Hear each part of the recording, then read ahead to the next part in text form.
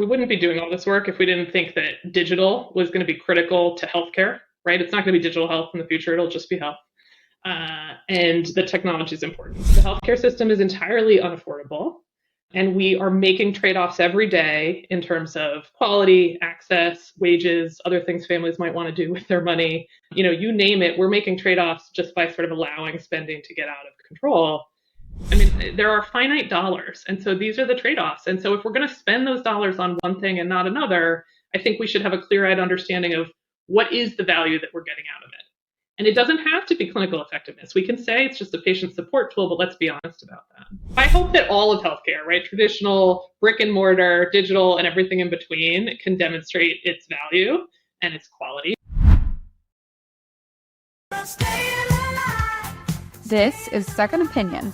I'm Christina Farr. I'm Zenooz. And I'm Luba Greenwood. Welcome to the pod, where each week we navigate what's really going on in healthcare through strikingly candid conversations with the entrepreneurs and investors leading the charge.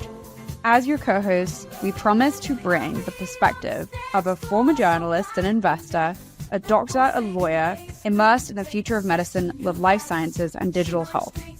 And we're here to sift the signal from the noise in all of these conversations. Thanks for joining us. Let's dive in. Make sure you stick around at the end of the interview for our debrief.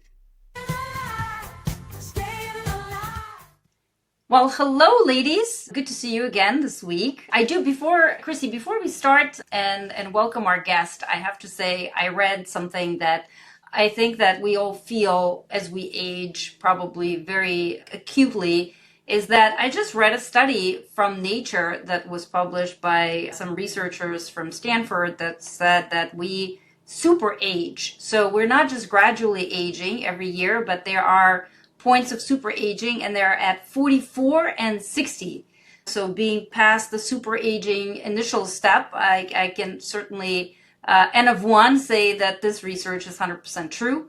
But I would love to, and I know that we're having, our next guest is a dean of Stanford Medical School, so I'd love to ask him about it, but I think we should definitely bring in someone to talk about this. I agree. I haven't yet hit the super aging node, but I do now feel every birthday just like a feeling of just like sinking dread and doom. When I used to just like be really excited and want to eat cake. So that is definitely a thing. I agree. Let's bookmark that one for one of our upcoming episodes. I'm really excited. I want to see how I age at 60. Okay, so speaking of data and research, I'm going to introduce our guest for today, and that is Caroline Pearson. And for those who haven't been following the Peterson Health Technology Institute, I think many of us have. This is an organization that is really focused on questions around affordability in healthcare and also research and quality, and asking questions that nobody else in the industry is really prepared to ask today, which is, are a lot of these vendors that are getting funded actually doing the thing that they claim that they can do? And is all of this leading to the healthcare system that we all want and need? And that's a question that I have had for a while now myself. I have been in healthcare for almost 15 years now and seen billions of dollars in investments go into it. And I find myself lying awake at night wondering, is it doing anything? Because by every measure that matters to us, longevity, like we just spoke about, rates of chronic disease, depression, maternal mortality, none of these things are going down. They're all going in the wrong direction. So are we investing in the wrong things fundamentally? And that's why I'm so excited to have Caroline with us today. So I'm going to put you on the spot, Caroline, and ask you, just from a personal journey perspective, how did you kind of come into some of this work? And do you have these same kind of feelings of existential dread, or is it just me? I think everybody who works in healthcare feels some existential dread. I usually try to be light about it. When I used to be a consultant, I'd say, I will never want for work because I'm not close to solving all the problems that we have in healthcare. So I think that's a natural feeling. But, my journey into this is interesting. I actually started out my career working really specifically in Medicaid and, thinking about sort of access and coverage for low-income populations.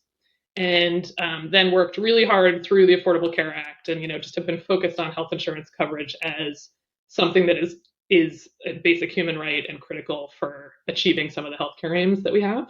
And so I didn't start out thinking a lot about spending and affordability, but increasingly the healthcare system is entirely unaffordable. And we are making trade-offs every day in terms of quality, access, wages, other things families might want to do with their money. You name it, we're making trade-offs just by sort of allowing spending to get out of control. And, if that's going to hurt the folks that I initially cared about the most, right? I mean, high spending, some of us can afford to pay for what we need. But as the cost of healthcare rises and our chronic conditions increase, it's the most vulnerable among us who really suffer. So that's the semi-cogent route by which I came to this work. But I also like solving and working on hard problems. And this is certainly one of them, as you described. What's top of mind, at least for me and probably for all of us on this pod, was the report that recently came out from the Institute that highlighted some critical gaps, particularly in some of these companies in digital diabetes management tools. Can you share what inspired this particular study and, what was most surprising to you in these findings? Sure. Yeah. So let me take a step back. So PHTI, we conduct independent assessments of digital health tools and health technologies with a real focus on two key points. One, clinical effectiveness, and two, budget impact. And, we're a nonprofit. We don't deliver healthcare. We don't regulate healthcare. We don't pay for healthcare. And so, my job is really to try to create clear, evidence-backed information to inform other folks' decisions. And in this case, we're really focused on sort of the people who are making purchasing decisions about digital health solutions. And then, in turn, the providers who are recommending those solutions to their patients. And we started that work with focusing on diabetes management tools because they're some of the oldest, most mature technologies in this space, right? These are in the young field of digital health. These are some of the, the big kids on the block. And so, we wanted to say, gosh, we know these companies have been successful in their sales and marketing efforts, but what clinical outcomes are we getting in exchange? And they've been around long enough that, I think it's fair to say we're through the innovation phase and it's time to be sort of really scrutinizing results. And what we did, the results were shocking. I think they were shocking and really just disappointing to us and certainly to the rest of the industry. And as you mentioned, we found, generally speaking, that these solutions are not delivering clinically meaningful benefits in terms of sort of core diabetes metrics, particularly hemoglobin A1C. And we can certainly talk about other measures that are important. But, if you have a person with diabetes, you want to get their blood sugar under control. These solutions are designed to help people do that through better self-management. And they're not delivering. They're not delivering results that patients should be excited about. They're certainly not delivering results that the clinicians that we speak to are excited about. And so if you're a payer and you're spending money on these tools, again, trade-offs at the expense of other things that you could be investing in, it's time to demand better. And I think, with us in an independent spot, we were able to say that as clearly and as forcefully as we could. And I think, that was surprising to a lot of folks. And the vendors push back on a lot of this from, what I read in kind of subsequent press and in speaking with some of them privately. I think they questioned some of the methodologies in particular, but I think, there were other points of sort of contention, which you would expect. So speak to us a little bit about the sort of aftermath of some of this, because it takes courage to come out and say this and share this. And like you said, it was surprising to a lot of people in the industry. These companies have raised a lot of money and they've got, a lot of customers that are bought in. So how did you see that aftermath kind of going? And then what were some of your points of feedback to their feedback? Yeah. Well, I think that, what we're trying to do, first of all, we're trying to drive good discussion. So, we're not expecting folks to like everything we have to say, but we, to be able to have a substantive disagreement, I think is actually a huge step forward. And I think that, we can talk through some of the specifics, but a lot of the feedback is around sort of what is the purchasing goal or what is the patient goal in using these solutions? And there are certainly many. And there are many that go beyond clinical effectiveness. And so a lot of that is what we heard, right? We're here to, patients like it.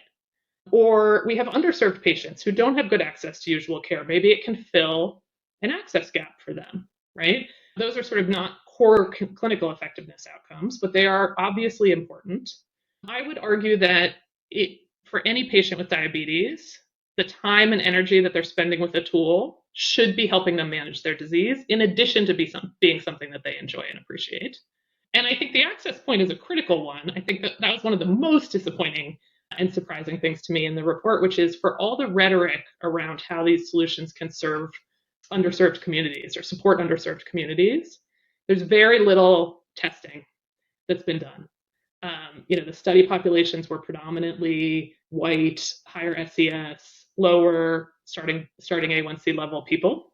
And so, you can see that might be the case, but I would love to see sort of more deployment of solutions to those audiences and more testing. Caroline, let me ask you this. So are your findings, so this is very helpful that you're digging into especially serving underserved populations.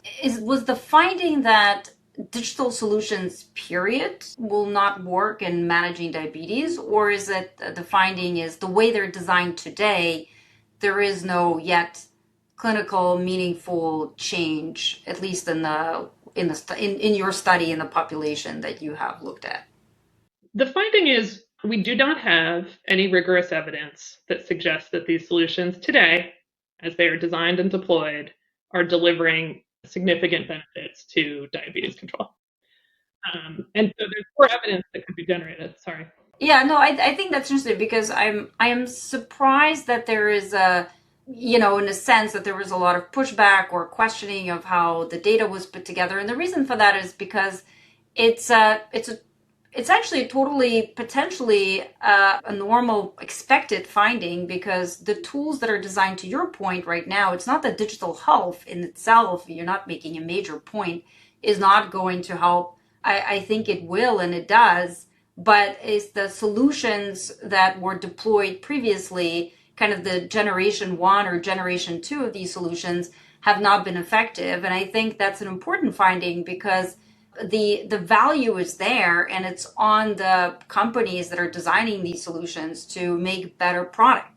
And I can tell you, having been behind product making specifically for diabetes management, I have always pushed the teams to think about who the user is. And you're absolutely right. The people that are designing the product don't go to the places where a lot of the patients are managing their diabetes.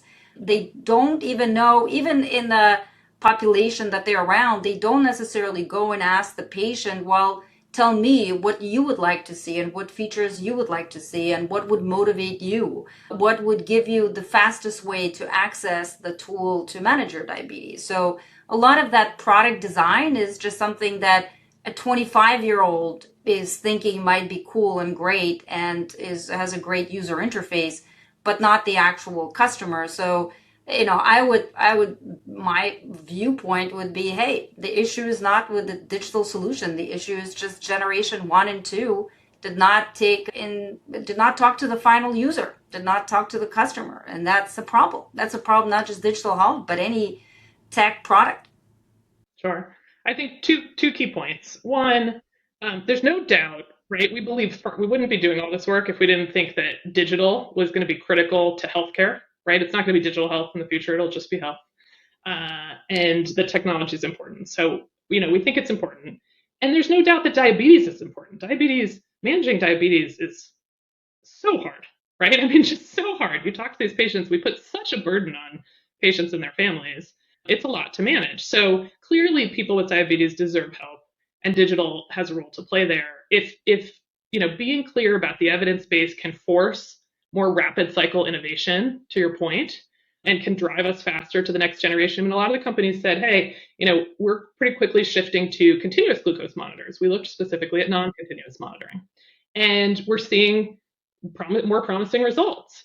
And I've said, great, I can't wait to see the evidence. But if we can say, hey, the new gen is performing better than the old gen, and an honest review of the evidence helps us shift more quickly, that's fantastic. Just very briefly, just to follow up, sorry, Chrissy, on this. Yeah. I guess what you're saying, and this is the ultimate question, I think, for digital health, is when you ask patients, what has been the most meaningful innovation over the last 3-4 years? Two words come up: continuous glucose monitor, CGM, which is a medical device, and Ozempic, or, an equivalent, which is a drug. And the valuations for those are high, and sometimes the valuations for those are the same valuations as the valuations of some of these digital tools. And so the question is, should we even compare these digital tools at the same level of impact and clinical evidence on improving patient outcome at the same level as we do with medical devices and drugs? Or should we readjust our expectations that digital tools are, a great potential synergistic value, and value it at that point? Well, I don't think it's definitely not an either or, and we're not expecting digital solutions to perform comparable with drugs, and we are importantly not expecting them to produce the same caliber of evidence that is required by the FDA for drugs, right? That wouldn't be appropriate to the industry, and it would be really hard for the pace of innovation. But I do think that if we are spending healthcare dollars, right, if your premium payments are going up because we're encouraging people to use digital solutions in lieu of better commercial coverage of Ozempic, right? I mean, there are finite dollars, and so these are the trade-offs. And so if we're going to spend those dollars on one thing and not another, I think we should have a clear-eyed understanding of what is the value that we're getting out of it. And it doesn't have to be clinical effectiveness. We can say it's just a patient support tool, but let's be honest about that. Okay, so this is more of a personal question for you, and it's a little bit nuanced. But I remember when I was thinking about having my first child, and I got an email that popped into my inbox from the HR department at the time, and they said, we've got this new relationship with a vendor called Maven Clinic. Do you want to attend an orientation and learn more about Maven? And at the time, I should have been the right person to jump on that conference call because I was thinking of having a baby. And my first thought was, I'm not going anywhere near that conference call because I don't want my employer and HR department to know that I am thinking of having a baby. And it's not that I don't believe Maven, that, it's entirely kept separate and that there isn't I'm sure there is a firewall, but it just felt like too big of a risk for me to align that sensitive healthcare decision that I was about to make that was certainly going to impact my work performance because I was going to be out on leave for some period of time, with something being a benefit being offered to me by that very same employer. And that was a real moment for me of just reflecting on digital health and wondering, is it even the fault of these solutions? Because they've been forced into a buyer that is actually, for them, probably the only buyer that's even feasible outside of maybe the payers to some extent, and they've been sort of more recently entering into the party, but really it's been employers for a long time. And it's fundamentally not the right buyer because your employer is the one paying you and then also responsible for your healthcare. But it's sort of a very awkward thing for an employee. And I realize that that's a little bit long-winded, but I would love your thoughts on that. Well, I think there's many reasons why the fact that we have a predominantly employer-sponsored health insurance system in this country is reason for concern, and you're citing one of them. But I think many people have been concerned about, even in traditional health insurance, the privacy of having a chronic condition. If I disclose that I have a chronic condition on my interview, will the employer not want to hire me because they'll be thinking about my healthcare costs, right? I mean, this. So I think the concerns you're raising are real. I don't think they're unique to digital at all. I think they're sort of tied in with the fact that we rely on employers to deliver healthcare, and we try to create protections, but that worry always exists. I think the hope is actually in some sense the employer should be the purest agent, right? They want their workforce to be healthy and productive. They spend directly out of their pocket, all of this money on health insurance, and so if solutions can augment that traditional medical insurance product and help people bring down their healthcare spending, they should love that. So I don't think it's inherently in conflict, although we know that employers as healthcare purchasers are generally quite challenged.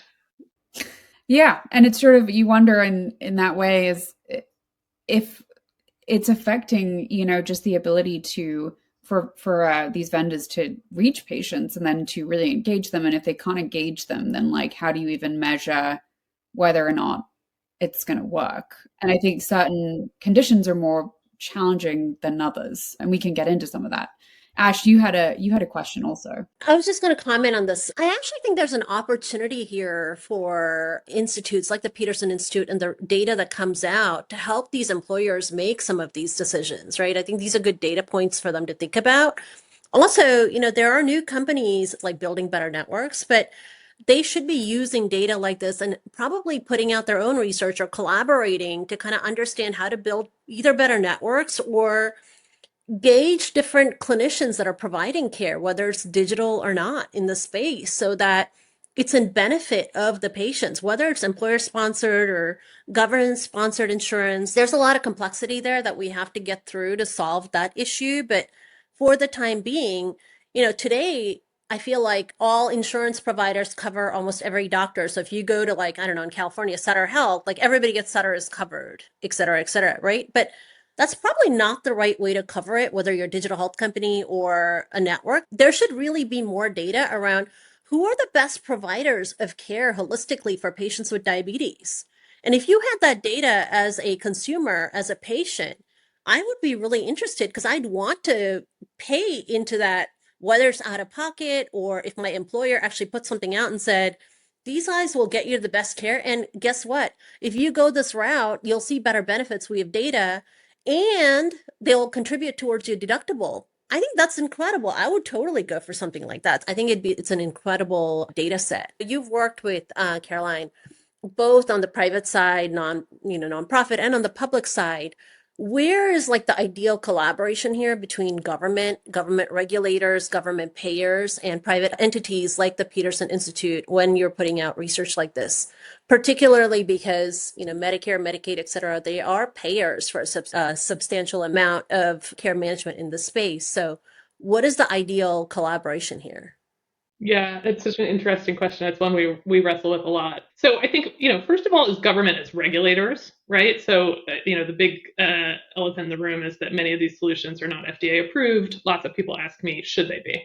And I don't necessarily think at this stage that most of these solutions warrant any sort of more expansive FDA approval. But when we started this work, the absence of an FDA like you have on the drug side is some of what has caused confusion for the purchasers to say, we can't just like delegate and say the FDA did all the hard work. And that's to some extent some of the role that we're trying to fill, which is helping clarify what the evidence base is and what the performance is. But then really, we are working very closely with health plans, employers, and health systems to try to put this information into their hands to say, how are you making decisions? What information do you need to make those decisions, right? How can we drive that forward? And public payers have an important role to play within this. Medicare Advantage is a huge market for many of these solutions, but fee-for-service Medicare is definitely lagging. Medicaid is definitely lagging. And so, we're beginning to start to have a lot of conversations with those public payers just to see what's the right way to bring them in. Because right now, access to digital solutions is very behind in those sectors. So it's interesting we talk about, the government role and the nonprofits role here. I do think we may want to be also realistic as to what is actually happening. So if we look into this, data is available. There's a reason why big tech companies are partnering. So when we talk about collaboration, they're partnering with the largest self-insured employers. For what reason? For exactly the reason to get this data. Large self-insured employers have a treasure trove of data that we don't have access to, that startups most likely will never have access to. And I hope there is a way maybe somebody can step in and give them access to some of that information. But the exact things that we're asking for, which is, hey, show us clinical evidence and evidence-based approach as to what tools work, who does it work on, what we should prioritize. All of that data is available. And there is a reason, again, why, the tech companies are partnering with large self-insured employers to get exactly that data and then build tools for them. Now, the question is, that's been happening in those collaborations and deals and partnerships, have been announced and have been happening over the last I mean, this started now before COVID. A few years, we were talking 8 years ago. So why don't we see anything from those collaborations? And if we don't see anything from those collaborations, how can we get access to that data? Again, we have to be careful because we're talking about patient data. So probably some of the most important, key, highly sensitive patient data. So, what happened? Why isn't there anything? The first thing I want to dispel is this myth that there's not any data. So when we started out doing this work, everybody told me, you're never going to be able to do it. There's not any data in this space. And it's just not true. It hasn't been a data-driven marketing and sales environment. And so you don't see a lot of the data. But the honest answer is, we've done diabetes, we did musculoskeletal, and we're pretty much through the data review on hypertension. And the data is very rich, and it is certainly enough to form strong conclusions. And a lot of the companies produce the data. So a little bit of the, to Chrissy's prior question on, the company response, like on the diabetes report, lots of that data came out of the companies. It just wasn't being used externally in any sort of rigorous way. So there is a lot of data, and there's been good trials. And in fact, most of that comes out of partnerships with academic medical centers and other sort of provider groups to test things. I think, to Luba's point, the biggest challenge right now that we hear from the tech companies and the digital companies is how do we get better data so we can both generate more evidence and do more performance guarantees or outcomes-based contracts. They say we don't have all the clinical data that we need to be able to do that. And so there is a huge demand, I think, to figure out how can we produce better data sharing between digital solutions and some of the employers and health plans in a way that protects patients but does allow this industry to move forward. And lots of people ask us if we'll be that data warehouse. That's a big job that we're not yet signing up for, but we are kicking off some work to bring those groups together, the companies and the payers, to say what would you need? What's the minimum amount of information that we would need that could be really valuable? And then how could you begin to facilitate that sharing? So I think that is hopefully part of the future. And what do you think to this point about data? I've definitely heard from digital companies, and I think there is some truth to it, although I wouldn't go as far as just making some of the claims that they've made. But there have been some moments where I think we have maybe overly penalized the digital companies, especially given the standards required of, say, traditional brick and mortar healthcare companies. If you take something like behavioral health, which I think at some point you all will kind of do a deeper dive on, we don't ask for some clinic that's, brick and mortar to come up with some kind of clinical trial to produce evidence that it's effective. We just kind of believe that the therapy is working. But for a digital health company, just because there is a laptop interface, we have some of those expectations.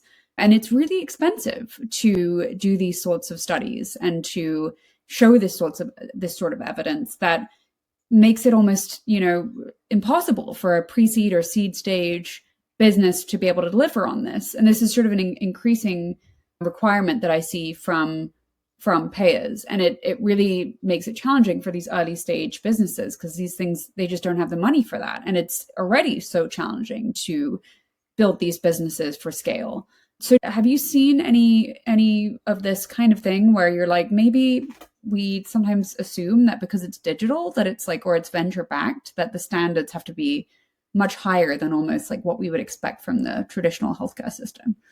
Well, I get this answer a lot, but I guess I don't, it's hard for me to buy into the, other parts of healthcare don't work well, so why should digital have to show that it does? And, my sort of glib answer is because I haven't gotten to the rest of it yet. But I hope that all of healthcare, right, traditional, brick and mortar, digital, and everything in between can demonstrate its value and its quality. And I think as more data is coming into the environment, there's lots more assessment of that across the board. Of course, we don't have the same standards for providers, and I wish we could figure out how to do that. So, is there a lack of parity? I don't know that I think that's the right question, but I do try to be really sensitive to the fact that we want these companies to grow, to innovate, to change, and we don't want to drown them in an unreasonable evidence burden. And so one of the reasons that actually we have been doing our assessments in categories is this reason exactly? So sometimes people push back and say, we don't like the fact that you're sort of grouping like companies with similar approaches into categories and then making sort of categorical level judgments. And because every company is unique and every interface is unique, and there's real value in that, and I totally understand and appreciate that. But one of the ideas is to say, gosh, if two solutions have similar interventions, and one of them has done a really good study on some facet of their outcomes, I do think it's plausible that that applies. So if you think about some of the virtual musculoskeletal and the virtual PT programs, yes, Hinge and Sword are different. But if Sword has produced evidence that virtual PT is highly clinically effective, do I think, having looked at both of those solutions, that it is probably likely that Hinge is also as clinically effective as in-person PT? I do. And I want to sort of give that the benefit of that evidence across many companies that are putting out sort of like services. That's really interesting. And it makes me think more about, some of these companies just teaming up on this, because why should one vendor like a Sword have to kind of pay the price for everybody to be able to benefit from that same, bit of clinical research or that same outcome, which has been another kind of like thing I've been talking about for a while, just more collaboration. I think a lot of these companies view each other as just, competition, and they treat each other like competition, but they are actually on the same side. They are also all singing the same tune around, the value of digital. And so for them to be thinking about interesting ways to get together and make the case for this kind of intervention, or make possibly even do the lobbying or make some changes around the reimbursement that help their collective business models. I think there's a lot more of that work that probably could be happening behind the scenes.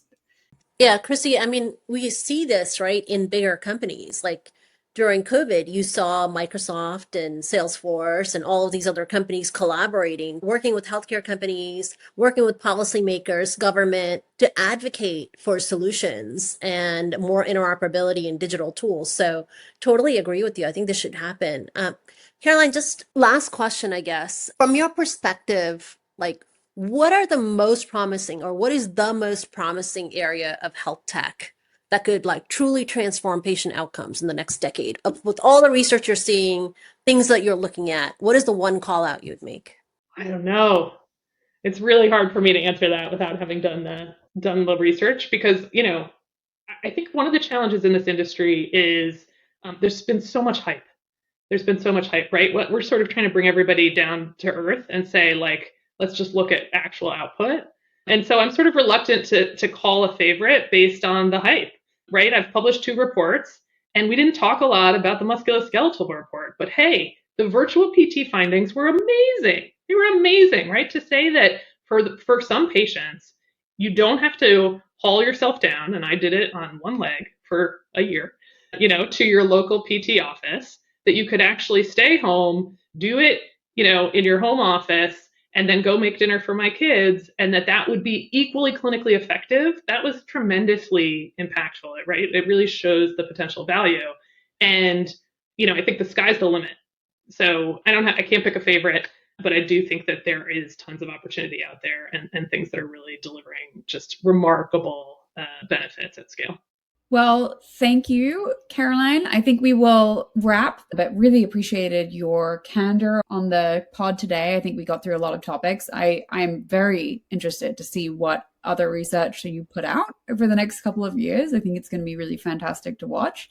And I'm totally with you on virtual PT. I've done it as well. And, in my mind, it was so much more convenient. And so that, to me, that is the promise of digital. You get similar or the same results without having to go through, the hassle in some cases to get yourself to a clinic. And who has time for that? In such a busy day that we all have, trying to juggle it all. So, this is I didn't have time, but I also didn't do it because I was like, I just want the best. I want the best. And had I, if I had had my own research, I would have been like, oh, I can do it. It's great. So you're going to be like the digital health Wikipedia in a few years. We're going to be calling you up to find out exactly what we should be doing. I hope so. Well, thank you. Thank you guys so much. This is great. Yeah, I mean, I love having people on who are really steeped in the actual research and the data. I think we've gone far too long in our industry without really doing the work to kind of take a look at the data that we do have and figure out what is actually effective. And I think that it was a really good point that Caroline made around just, this excuse that we've given ourselves that there isn't enough data. And she's really kind of gone out on a limb and proven that that excuse is no longer valid. I think it's going to be positive for the entire industry. Even if there are moments of pain and tension for individual vendors when some of this research comes out, I think overall it's going to be positive for the industry because the payers and all the sort of traditional folks in the system are going to be able to say, okay, the proof is here now. Like, we know that we can trust these solutions. We know that these solutions are worth investing in and worth letting our patients know about them. I think previously you'd seen, a lot of them sort of buy into it from a PR perspective, and they like to say, oh, we're working with such and such innovative company. But when push came to shove, they weren't actually really doing the work to get these solutions in front of their patient populations because maybe they didn't totally believe in it yet. So it's going to be the work of organizations like Peterson, in my mind. And I should mention that my firm, Manat, does a lot of work with Peterson on the research side. But I think this work is so essential because it's going to make the entire space a lot more kind of, legitimate and valid to the industry. What do you two think? Such a good point, Chrissy. I totally agree with you on us holding digital health companies to a certain standard. But to her point, I think we do need to make this data more accessible and in a practical way for digital health companies. I think healthcare providers have this data in-house, right? They have a lot of data on their patients. They have a lot of data from plans, but that's not available to digital health companies. So I do think we need to solve for that problem and make sure that it can drive better outcomes. And I'm excited that Peterson Institute is making that available, and hopefully we'll find a way to bring the data and improve data sharing between employers and plans and digital companies, all in the name of like driving better outcomes. I think with this increased data sharing and holding these companies to a better standard, we're then going to actually hold the providers, the brick and mortar hospital providers, et cetera, to the same standard as well. We don't today. The way we choose our provider is, oh, I have, cardiac disease. I go to my local hospital down the street, and then I just keep going there because that's all I know and have access to. But once this sort of data starts coming out, I think we're going to be better informed consumers. So I'm really excited about the future with this, and I hope it goes a lot faster so that it's actually accessible to me. So I think everybody will be elevated, rising tide, right? So. So I agree, although I do have to say, not to be too controversial, but I think the issue here is, and I was a little underwhelmed that the next exciting solution is basically at-home PT, which is something that's been, part of practice for forever. I think the issue, yes, it would be great, of course, an ideal world for everybody to share data and be collaborative. At the end of the day, we're applying, Ash, to your point, we're applying semi-old technology to old problems. And we have a real issue in healthcare generally. There are systematic issues that I agree cannot be solved with old technology. We're not applying any new tech, anything really exciting. So as an example, what I would have wanted to hear is, hey, did you know that we have a huge mental health crisis? Did you know there are some really exciting AI-based technologies? And again, I know, Chrissy, I know you don't like the AI hype, and most of it is hype, but this is a real thing. They've done studies and have showed that if you are speaking real time and they can make AI and bots sound highly educated and sound like people. And when people talk to them, they feel better, and they've measured it. They feel the same way as if they're having a conversation with an actual psychiatrist or an actual therapist. And I would think that if you bring a really exciting technology to an area of serious unmet medical need where you just don't have the solutions that are reaching people that need it today, that is where you will have change. I think recycled technology for same old problems in healthcare, everything you said, Ash, how you pick a provider, you're not exactly using sophisticated data models to pick one like they do at Walmart. At Walmart, they know not just which hospital has better outcomes, they know details to a provider. that has the best outcomes. But the rest of us don't have that knowledge, data access, or even interest when you're thinking about incentives. So I think we just need to have better technology and solve one small problem at a time rather than trying to change the entire system and make the whole system work for a digital health company. What do you think, Chrissy? I mean, part of it to me, we talk about better technology. Part of it is just the medium in which we have to kind of deliver some of this care. You know, it's the simple stuff that we don't really talk about. We talk about engaging patients, but we don't talk about how. And having to download a bunch of apps that then I have to get my login for and remember my password and go through two-factor authentication just to get a message. That's, to me, there's so much friction involved because it's healthcare, and it's we have to stay compliant, and we have to build products that can, really sell to a payer and a buyer and ultimately make them feel comfortable. But at the end of the day, these products and services are oftentimes not very user-friendly. And I don't think we're being creative enough about ways to engage people where they are. And I recognize that, of course, we want to stay compliant, and we do have, HIPAA to consider. But, imagine if some of these things could integrate with Teams or Slack or Facebook Messenger. And obviously you don't do that in a way that jeopardizes privacy. You don't want to be, messaging people about their A1C level on Slack.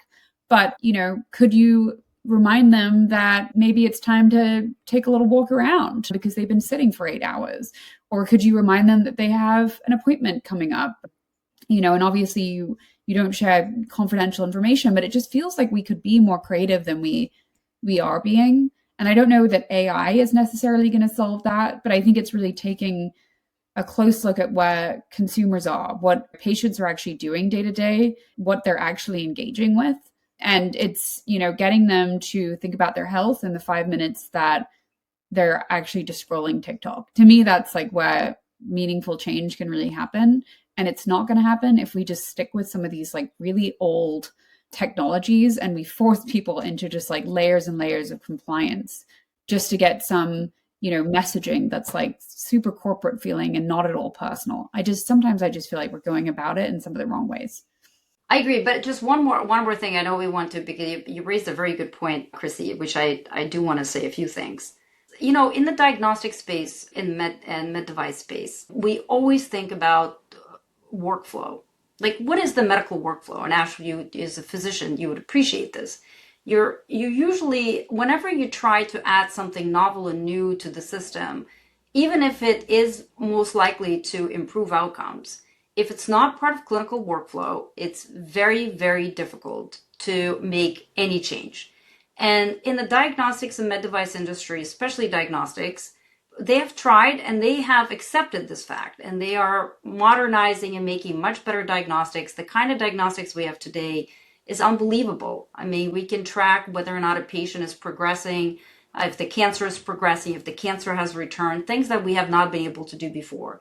But all of those tools are novel and were designed with an eye for fitting within the workflow. In digital health, we're trying to change the whole entire system instead of basically making small changes for better workflow. I'll give you an example, Chrissy. You had just mentioned, going in and logging into your system if you are in a hospital. I have had 2 recent family members in hospitals and had the following experience. So we know how to advocate ourselves, many of us, and I'm sure the 3 of us here, for ourselves when we see a doctor, or if we end up in the hospital, or if we end up in an emergency room. A lot of the people don't. And so what usually happens is you're in an emergency room, you're in a hospital, you're having a test because nobody looks at you or talks to you, neither a nurse nor a physician, until you get tests done. So as soon as you have the test, that information is in the palm of your hand before the physician or nurse sees it. So you have the information. If you just had your blood test, you're in an emergency room. Very simple. You have that. Those systems with Epic and Cerner are already there. The problem is most people don't then know how to take that information and advocate for themselves and ask the right questions for physicians and ask the right questions for nurses to actually get to the bottom of what is happening with them. So a simple tool would be, which I have not seen tools like this, is why in digital health we don't design something that aids a patient while they're in emergency room, or aids in their language. It could be in multiple languages, that helps them based on what just the data that they got in the palm of their hand, helps them ask the right questions. I can tell you, most recent example was in the hospital with a family member and was able to identify that the issue was very simple, which is a very simple reaction to the medication that the patient was taking. It had nothing to do with all the other issues and all the other things that the physicians thought it was. And how did I get to that example? It was ChatGPT. It was using those tools and putting in the information from your simple data, the lab test that you're getting in real time. And something that the physicians and ER nurses and doctors just don't have the time to reflect and look at your full medical record to understand exactly what's happening. So why don't we just design a tool like that? I can tell you, I can assure you, a tool like that, especially if you make it in multiple languages, it will help patients and increase outcomes a lot more than some of these other tools we're talking about. I agree. Let's meet patients where they are. All right, with that, ladies. Thanks for tuning in to Second Opinion. Share it with colleagues and friends and message us to let us know what topics you want to discuss on the podcast. If you want to support the show, the best ways are to leave a review wherever you're listening and make sure you are subscribed. And check out Christina's Second Opinion newsletter on Beehive. A link to subscribe is in the episode description. Second Opinion is part of Turpentine, the podcast network behind Turpentine DC, Age of Miracles, and more shows for experts by experts in tech.